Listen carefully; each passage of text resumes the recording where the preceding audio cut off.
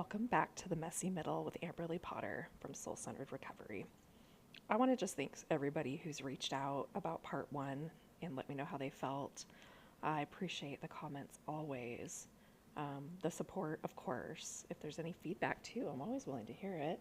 I just appreciate anyone listening at all. Maybe it will help someone out there by sharing my story. So, in essence of getting raw and real, here we go. I left off at late June 2022. Life was unmanageable. I was insane, literally.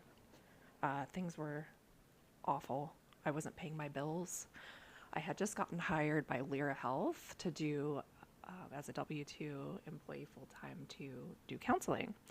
And I thought, again, this is the thing. I just need a new job. I just need to stop being in private practice. It's getting really shaky. And I'm going to do both. So I'm going to keep my private practice. I had an office space in town. I had, a decent amount of clients, but I couldn't show up for them always. And most of the time it was because truly behind the scenes I was getting drunk. I mean, I couldn't function most days without drinking. So I would cancel. I wouldn't show up sometimes, or I would be struggling through it with the shakes.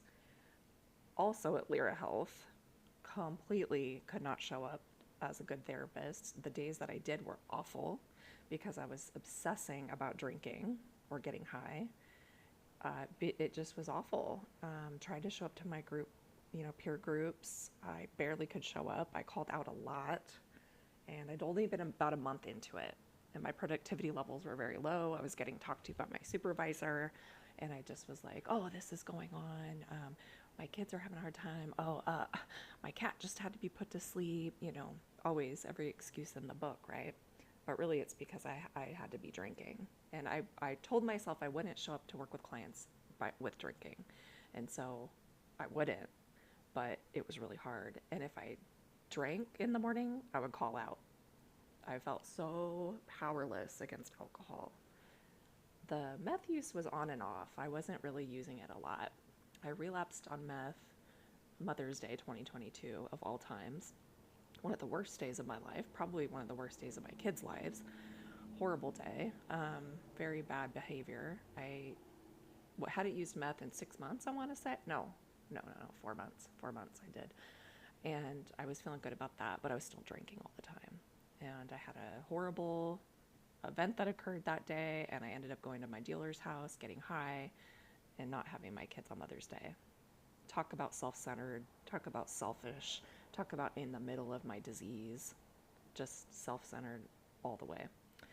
So late June 2022, I'm screaming at people constantly in my life. I'm just making poor choices. I'm looking horrible. Dark circles, skin's bad. I'd gained maybe 30 pounds in a few months because of all of the drinking. Wasn't eating well.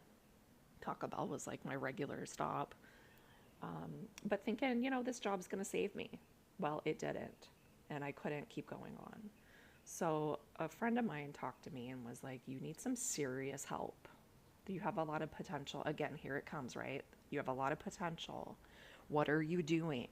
This doesn't seem like you. You could do a lot for yourself and other people. What are you doing to your kids? Come on. So I reach out to my dad. Actually, the friend did, but my dad contacts me. Reach out to my dad, let him know, yes, I'm using meth again. Yes, I'm drinking every day. Yes, I need help, and I am willing to accept it. This came right before the week of hell. My last week before I went to rehab was probably the week of hell. I knew I needed to get sober, but I didn't know if I would make it. That week I drank myself nearly to death. I ended up being hospitalized. Someone called on a wellness check on me. So I've been screaming in my apartment, naked, hanging off of my balcony, ready to jump. And the police came and I ended up going to the hospital. Obviously I didn't want to go. Every time I went, I was always handcuffed and I was fighting. This time I looked at the police officer and the EMTs and said, do what you got to do. Just take me, just do what you got to do. But it wasn't without tears and screaming. So I go to the hospital And here I am face to face with these, crisis responders who have assessed me about 5 times a few years back. And they're like, so what's going on? Back at it, huh? I tell them, hey, I'm going to rehab in a few days. I have a bed. I'm flying to Vegas. I've decided I'm going to go to American Addiction Centers, a place called Desert Hope Recovery. Please, please, please don't detain me. Because the last time I got detained, I was taken to a hospital for 5 days on lockdown. I'm like, please don't, please don't, please don't. So they don't. And they say, you're not going to drink the rest of tonight, are you? And I said, absolutely not. No, that was a lie. I was definitely going to drink myself to death if I could. So I leave the hospital. I'm walking home, shorts, t-shirt, no shoes, about 2 miles to my house. Get home, door's locked, don't have a key, can't get into my house. I look crazy as hell. So I go to my neighbor friend, ask her, please, please let me sleep on your couch. Oh my gosh, I can't get into my house. I don't know what to do. The people I know who have my keys are not answering. So she lets me sleep on the couch. I drink some vodka and go to sleep the best I could. Wake up probably an hour or two later, go to my house, beg this person to please bring me my keys. Don't hear back. I go to the office manager. They're like, okay, we'll come open your door, but you're going to have to wait a while. At this point, I look over to my right as I'm sitting on my porch just sobbing, just like, I can't believe this is where my life is headed. And my window's broken. I remember now, events from the night are coming back. I blacked out, so things are not quite as clear. I look over to my window and I remember throwing my purse through the window, screaming at my friend who was there to help me, throwing my like hard metal jewelry thing that hangs on the wall, ripping it off the wall and throwing it at him and screaming. I was not doing well. The window's broken. I'm just like, oh my God, I'm supposed to have my kids later. What the fuck am I gonna do? So I finally get into my apartment, and honestly, I don't remember what happened the rest of the day, but what I do remember is drinking myself nearly into blackout every single day for the rest of that week. I called my ex-husband's wife, or fiance, she's a fiance at the time, called her and said, hey, I surrender, like I'm giving up, I'm waving my white flag, I really need help, I have to go to rehab. We know things aren't going well. We all know I'm a drinker, an alcoholic probably, but also I've been using meth. So I admitted it. And as freeing as that was in the moment, it was terribly scary as well, because I knew that meant my kids were probably going to be taken from me. And that did happen. So she's kind. She's like, bless her soul. She's like, okay, we'll take them. You go get help. I'll let her know I'm going to be leaving, but I'll get the kids today and I'll have them for the next few days and then I'll go to rehab. I couldn't even pick my kid up that day. I had to call her later and say, I got too drunk. I need you to go pick my kiddo up from school, and my other one's at home. So they go and take my older kiddo from the house and they get my younger one from aftercare. And that's a day that I will probably never live down and I'll never forgive myself for.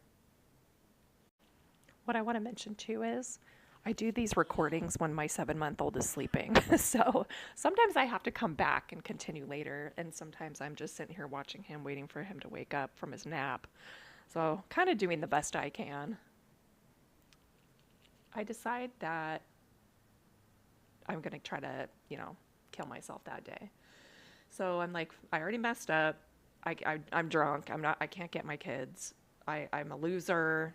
All of the things that are negative about ourselves. I'm thinking, you're a fraud. You're a piece of shit. That was my favorite thing to call myself.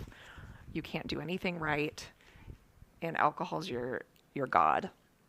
So I get my Jeep, my red Jeep Wrangler that I loved, drive around town. I see this dude on the side of the road, and I don't know him, but he looks like he might use drugs. So I call him over, whistle. He comes right over. I said, do you have any heroin?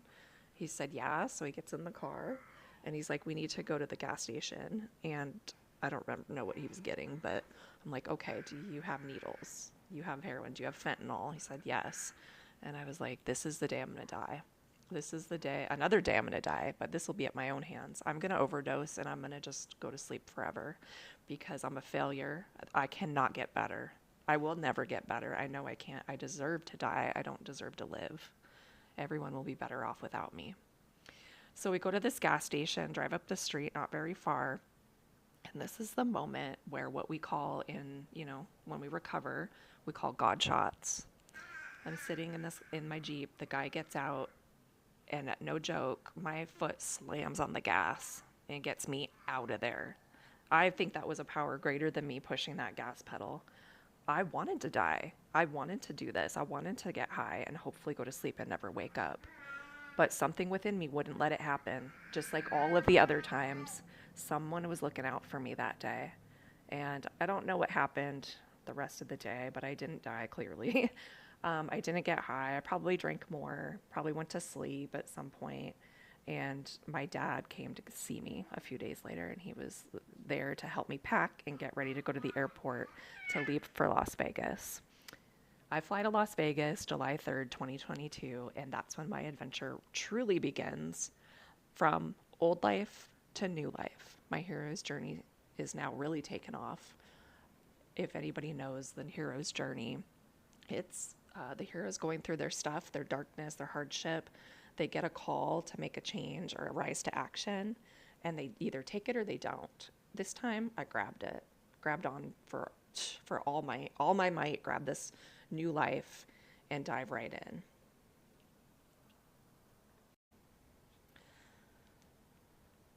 So it's July 2nd, 2022. My dad's coming to get me or come see me that day so he can help me get ready for rehab. I'm having a goodbye visit with my kids. I meet them at Lincoln Park in Wenatchee. I bring some things that I think they might need. Stuffed animals, blankets, I don't know what else, maybe some stuff, clothes, various items that they have from the house. And their faces were so sad. They were so sullen. I don't know what had been told to them. Maybe I'll find out someday. But what I do know is that they knew I was leaving. They knew I was not healthy. I was not well. Their mother was ill. And I was leaving, and we didn't know exactly when I was going to come back. In my mind, I'm thinking, okay, I know how treatment works, right? I worked in a treatment center. You go to rehab, stay for 30 days, you're done, you go home. That's what I thought. I thought I would go back to Seattle or Wenatchee after 30 days in treatment in Las Vegas, and that would be it. I'd come home, I'd live my life, we'd all be back to normal, and I would be sober. Well, that didn't happen. It's a few years later, and I still live in Las Vegas. I talked to my kids. I don't remember the whole thing because I did drink before this. I had been drinking vodka in the car that I'd bought at Walgreens that morning. I couldn't even stay sober that day. I couldn't ever stay sober. Towards the end, I was powerless against this addiction. And it was almost like being chained to, I was a slave. It's like I was chained to something. And it would be a robotic movement towards this alcohol bottle every day, no matter where it was. If I had to go buy it, I had to. If I had it at home, I had it. If I had to steal it from someone, I'd steal it. If I had to go to the bar for a quick shot, I would. But I was a slave to this liquid, this poison, this stuff that nearly killed me. It took away everything I ever loved in my life. I allowed it to. I'm the one that took it there. But at the end, I lost the power of choice. I had to drink. So I say goodbye to my kids. I give them hugs. I'm just ready to bawl. I'm trying to hold it together so that I can try to be strong for them and let them know I am going to get better. I will be back. I knew I was going to break down in the car. I'm standing there with my ex-husband's fiance, and she's kind of like holding me there. I don't know what's happening. I see my kids drive away. Like, okay, there they go. This is really it. And I see this girl walking over. Papers served to me that day about custody. I think it was like emergency temporary custody change so that they could have the kids while I was gone. That hit me. That hit me hardest thing in the world. The reality of this is my worst fear and it just came true happened. I remember hugging her and her telling me she'll take care of these kids just like a mom would. And I said, I appreciate that. I mean, what could I do? I had messed up. Go to my car. I don't open the papers. I don't want to see what they are. I know what they are. And I bawl my eyes out. And I'm drinking vodka out of the bottle. Barely make it home. My dad shows up that day. He's like, please, please, please stop drinking. Just wait until I get there. Take a nap or, do something that isn't going to be wild. And I'll be there and we'll do our last shot of vodka together. So I'm waiting, waiting, waiting. Of course, I'm drinking. He shows up. We do the last shot of vodka. And in my mind, I'm like, that's it. That's it. That's it. That sucks. That fucking sucks. We talk that day. He helps me kind of get my house in order to leave. I have 3 cats at this point. My God, 2 baby kittens and an older kitty. Their story ended up being that they were given away. And that was really hard. But I have to find people to pet sit. So find these neighbors to help pet sit, check on the cats. We're going to pay them. Thank you. Thanks for helping me out. I'll be back in a month. And that's about it. The next day, wake up, bag barely packed, just bring a few things to treatment. I've got like a little suitcase and probably a backpack or something, and go. My dad takes me to the airport. We show up. It's like 5:30 a.m. or something like that. There's only a couple of flights a day out of Wenatchee. I'm catching the early one. We show up. I go to check in. No longer can I check in. Says you're too late for check-in. So sorry. I look at the thing, shocked. These little kiosks where you enter in your information. And I'm like, that's it. And I'm, probably pretty loud. I'm detoxing. I'm not feeling very good. I'm pissed off. And I'm kind of just going with the flow. And I'm like, well, I guess that's it. My dad looks at me and I'm like, I'm not going. I mean, I can't check in. And all I'm thinking in my mind is I want to hit up the bar Wally's today. I'm going to go get drunk later. That's what I'm doing. My dad's like, no. Hold on just a minute. Goes over to the counter.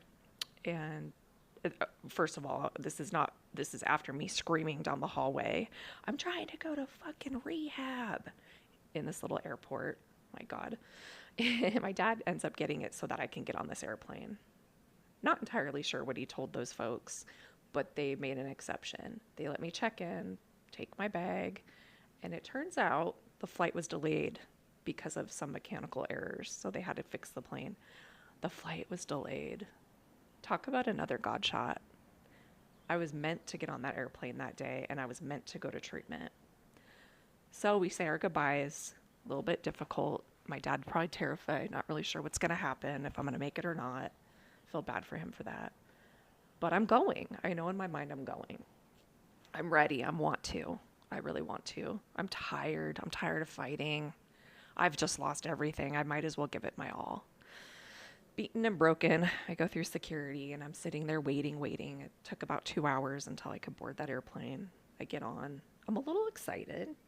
Kind of. Not feeling super good, but kind of excited. This is the first time, too, that I didn't drink on an airplane in years. I get to Seattle, the SeaTac airport, ready to make my transfer over to the Vegas plane. Have a little bit of a layover. Obviously, I go to the pop-up bar. Obviously, I have some drinks. I'm by myself. I'm like, this is my last chance. And I knew it was. I knew that day was going to be my last drink. I just felt it inside. I go to this little pop-up bar. I sit next to this couple, and they're talking to me, and they're like, we're going to Hawaii. Where are you going? And I'm like, well, going to Las Vegas to go to rehab as I'm drinking. I just have this penchant, this propensity to be honest at all times. They're like, that's interesting. You're drinking now. I'm like, yep, this is my last drink. Cheers to you. I had 2 double tequilas because I was really into tequilas at that point. 2 double tequilas and a beer. Didn't finish the beer. I wasn't even drunk. I felt it probably a little bit. Took the shakes away. That was nice. Didn't even finish the beer, and I paid my bill and I left. And that was the last time I had a drink. I get on that airplane and I'm finally feeling hopeful. Maybe it was a little bit of the booze pep in me. Maybe it was just the fact that I could now give up. I was able to surrender. Go to the airport, get off the airplane at the airport, get my bag, and this girl picks me up. And she's so nice. She's like, thank you so much for showing up to go to treatment. I'm like, thank you for picking me up. And that's when I started my journey into sobriety. I go to Desert Hope and I do my whole check-in and talk about humbling, being at the other side of that table, being assessed, blood pressure taken, all the questions. How much of this were you using? How much of that? When was your last drink? Et cetera, et cetera. Have you ever had sexual assault? Everything. And I got to unload, and I got to take my shoes off, and I got to sit back, and I got to breathe. I didn't have to do it alone anymore. Rehab was probably the most incredible experience of my life, and I wouldn't take it back for anything. I am so grateful that I went, and I am so grateful that I just stopped and I let go of control, and I kind of just did what I was told. I went to the classes every day. I showed up for my meds on time. I did the assignments that were asked of me. I talked to other people, and I started to laugh. I started to laugh for the first time in a very, very long time. I remember sitting in one of the classes and someone said something funny, and I just couldn't stop laughing. And I thought, oh my God, I'm alive. I'm not dead. There really is some hope for me. I remember checking my text messages when I finally got my phone back. You had like a week without it. They would take it from you. And I saw a text from my oldest son, and he was pissed. And I called him, and we talked on the phone. And that was the last time I talked to him for a while. But I let him know I was going to get better, and I was going to come back someday. We didn't know when, but I was never going to be gone. And that was true. I will share a story. I will share in another podcast about how I went to court, became my own attorney, and fought for custody back of my kids. That's a long, long story. But if there's anyone out there listening right now and you think you can't be your own attorney, that's bullshit. You can do it. And you can learn, and you can show up, and you can fight the other attorney, and you can do it with grace and humility. And if you show up and do the right thing, and you stay sober, and you're totally honest, I promise you, your higher power will show up for you, and you're going to get what you ask for when you're ready. That happened to me, and it can happen to you too. And I'm here to help you. Reach out if you need it. Anytime.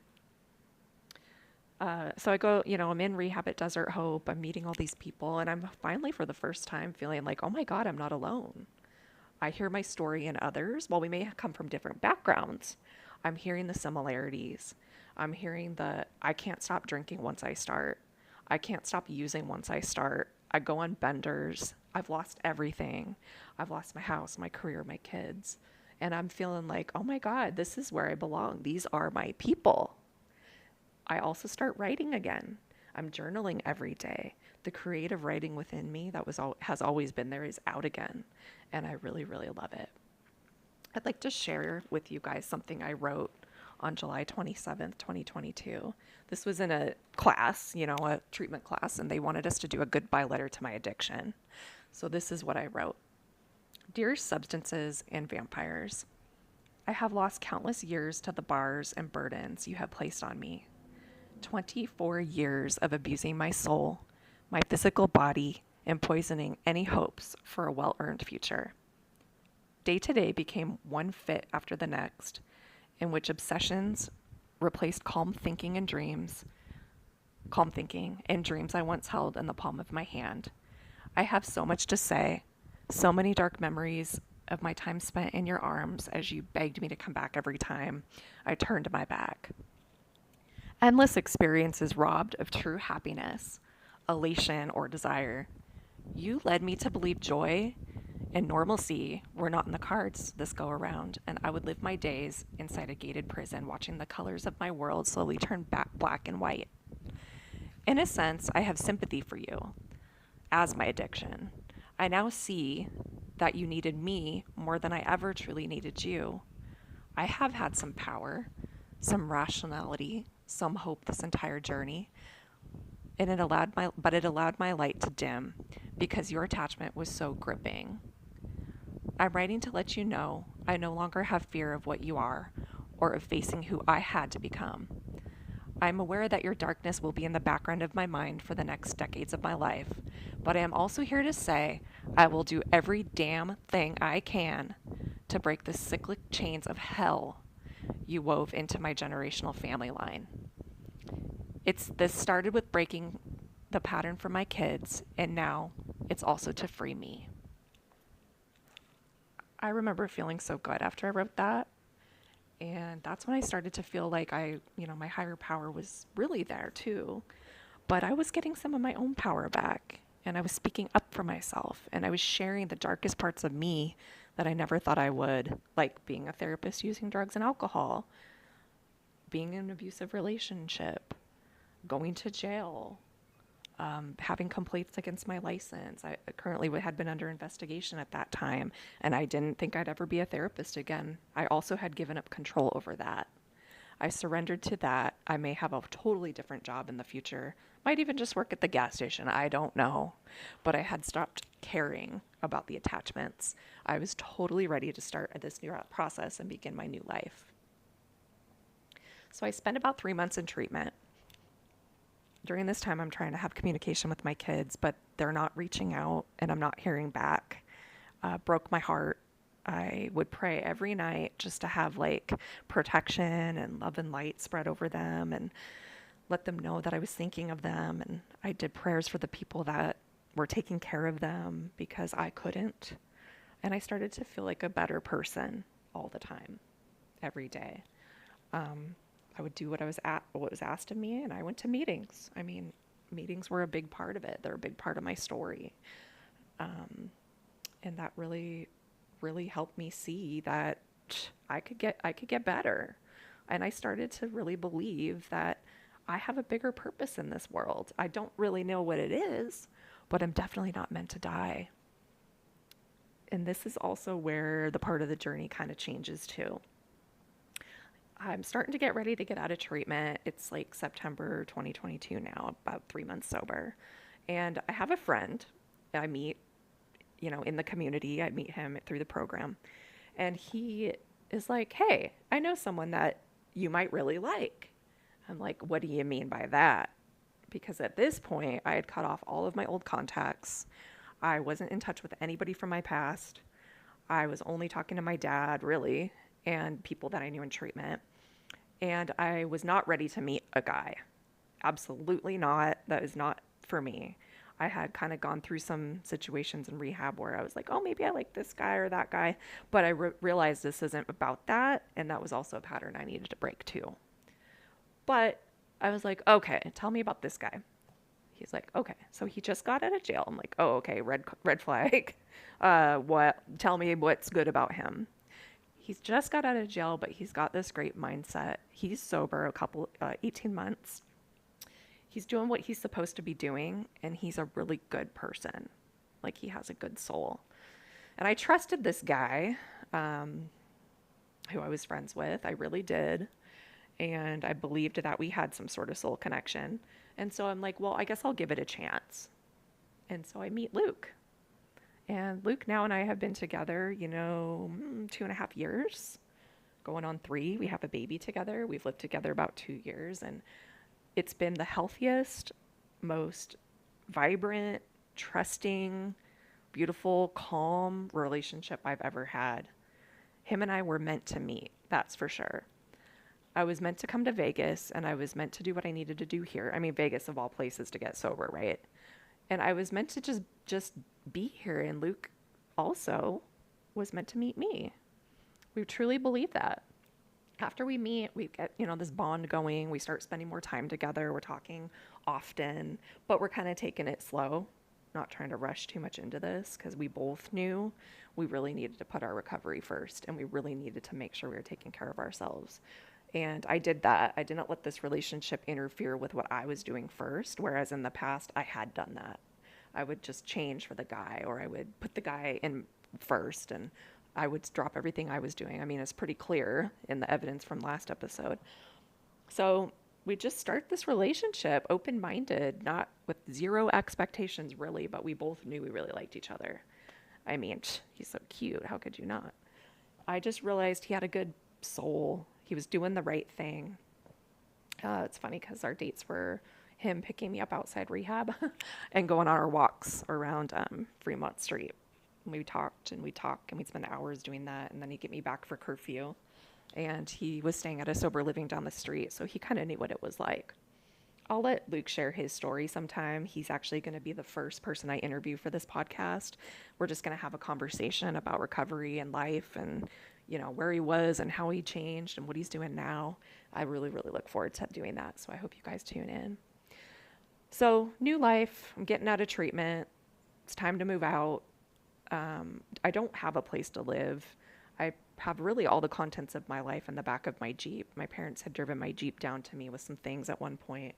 The living situation I thought I was going to have fell through. I realized it was not a healthy environment. Didn't stay. I'm homeless. I'm homeless with my life in my Jeep. And I stay with Luke.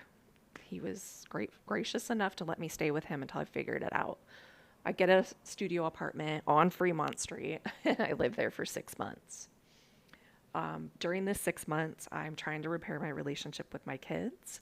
I have signed over custody to my ex so that he has full custody, and I'm given supervised visitation with these children, which was just so sad for me, like so humbling. But I was also willing to do whatever it took and own the consequence of my actions with humility. I'm continuing to do what I'm supposed to do. I'm work in a program. I am only interacting with people that are sober. I get a job at a Desert Parkway Hospital doing court liaison work, not a therapist. I'm still under investigation. I don't even know what's going to happen with that at that point, but I'm following through with the investigation at this point. And so I work there. I'm working part-time. I've got my little studio. I'm doing the sober thing. I've got, regular things I'm attending, events I'm going to. And I'm spending a lot of time reflecting. I'm spending a lot of time with my higher power. I'm doing a lot of writing. I'm doing a lot of reading. And I'm just learning to be okay with being by myself while also dating Luke. And so we spent quite a bit of time together as well. I'm really grateful that we got to build a relationship while I also got to really connect with who I am. We decide that we're going to move in together. So now it's May 2023. I'm nearly a year sober. And it was a rough year. I'm not gonna lie. It was a very, very rough year. I spent many nights crying. What I was doing was doing the grieving that I had never done for my mother. And I was grieving my old life. And I was grieving those old relationships. And I was grieving what I'd lost. My parents had moved everything out of my apartment. Put it into a tiny storage unit. The pieces of my life were packed in small boxes and most things were given away. That was extremely painful and hard. And I realized things are just things. I don't need them. I only need a few of the memories that I have, like old pictures. And I got myself, and I still have my children. They're safe. That was the best thing I could tell myself. They were safe and they were okay and they were going to school and they were doing their thing. And so at this time, I had told myself, just wait till you're a year sober. Just wait. And then fight for more custody, fight for more time, try to drop these supervised visits. So I guess that's where I'm going to end the story for today. Thank you for tuning into part 2. Part 3, I'm going to share where I'm at now. Have a great day, y'all.